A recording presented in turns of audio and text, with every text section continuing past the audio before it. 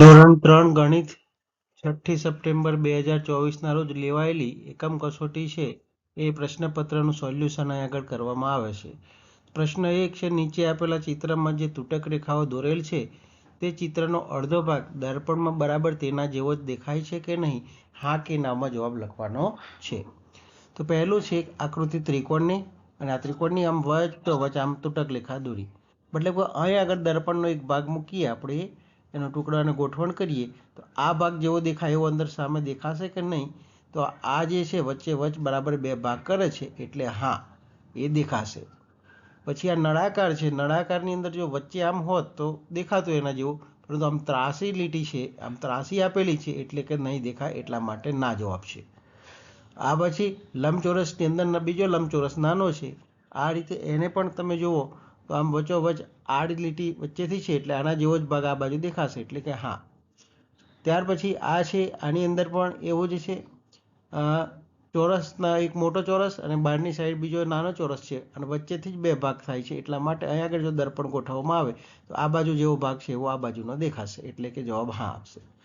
અહીં આગળ આ આકારની અંદર છે, આકાર કેરીની અંદર બરાબર જો આમ ઊભો હોત તો આના જેવો આ બાજુ દેખાતો, પરંતુ આમ આડો છે એટલે આના જેવો ભાગ આ બાજુ દેખાય નહીં, એટલે એનો જવાબ છે ના. હવે ત્યાર પછી પ્રશ્ન નંબર 2 આવે છે. એની અંદર વિકલ્પ પસંદ કરીને જવાબ આપવાના હતા. 501 ખાલી જગ્યા 503 ની વચ્ચેની સંખ્યા લખો. એટલે 501 અને 503 વચ્ચેની સંખ્યા લખવાની છે. તો આ અ, બ, ક અને ડ આમ 4 ઓપ્શન છે, એમાં 502 એ સાચો જવાબ છે, એટલે આપણે જવાબની અંદર 502 આવી રીતે લખી શકીએ છીએ. બીજો છે 782ની તરત પછી આવતી સંખ્યા કઈ છે? તો 782 પછી 783, આ અ, બ, ક, ડ માંથી 783, તો જવાબ કરીને ક 783 આવી રીતે લખી શકો છો.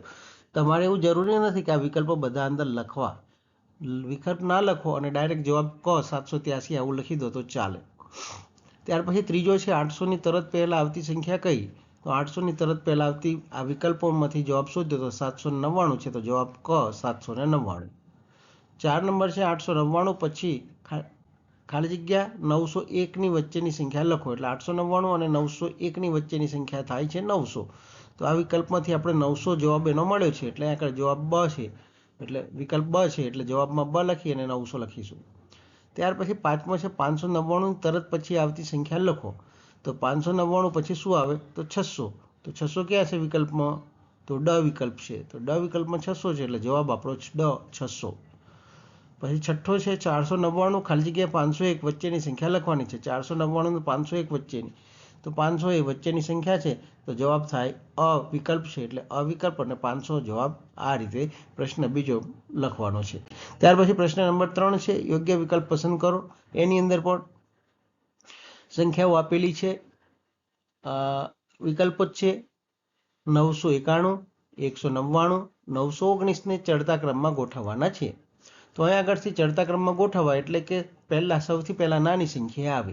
તો આ 3માંથી નાની સંખ્યા કઈ છે? તો 3માંથી નાની સંખ્યા તમે જોવા જાઓ તો ભાઈ અહીં જોઈ લો, 199 એ પહેલી નાની સંખ્યા છે, ત્યાર પછી 919 છે અને 991. ત્રણ સંખ્યાઓ 3 અંકની છે, એટલે આપણે એમનું છેલ્લું સ્થાન જોઈએ તો છેલ્લું સ્થાન છે 100નું. તો 100માં 9, 1 અને 9 છે, એટલે આ 9 વાળા સરખા, પણ આ નાનો 1 છે એટલે એને પહેલાં લખી લઈએ. તો 199 પહેલાં લખી લીધા.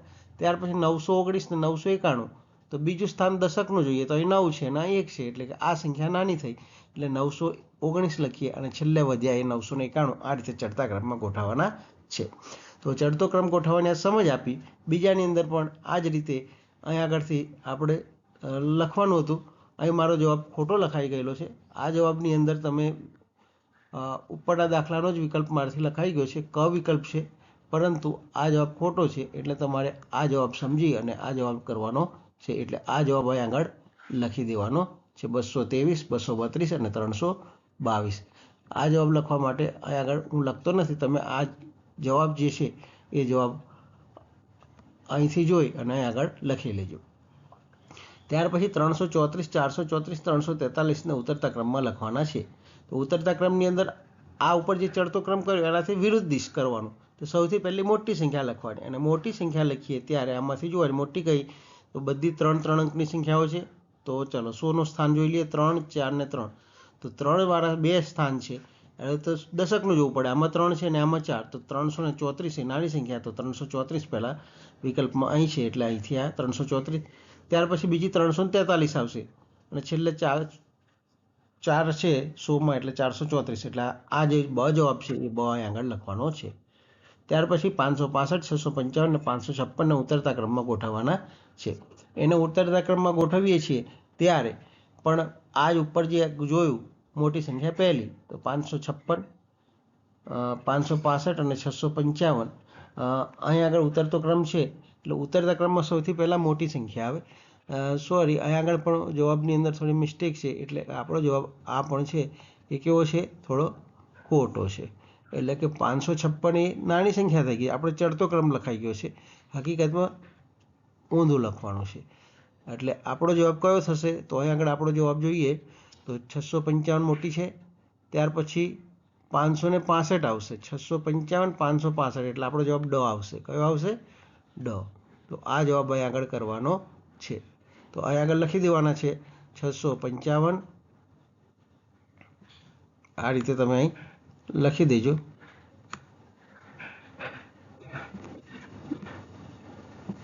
$565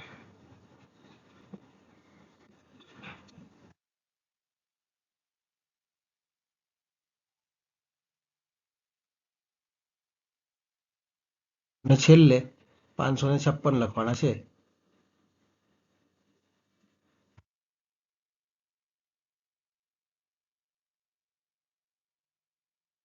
આ રીતે તમે એનો જવાબ લખી દેજો.